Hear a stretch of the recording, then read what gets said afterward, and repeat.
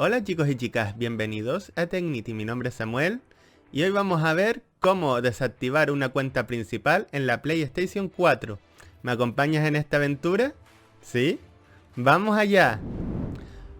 Vamos al menú superior, nos situamos sobre Ajustes, pulsamos X, nos deslizamos hasta Gestión de cuentas, pulsamos X y nos deslizamos hasta donde dice Activar como tu PlayStation 4 principal.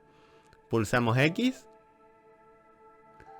Nos situamos en desactivar, pulsamos X y esta pantalla nos dice: si desactivas este sistema no podrás realizar las siguientes acciones.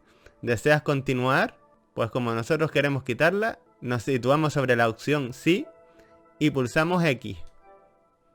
Y la cuenta principal se ha desactivado en esta PlayStation 4. Pulsamos X de nuevo. Y volvemos automáticamente al inicio de la consola. Pues nos vemos en el próximo vídeo. Hasta pronto.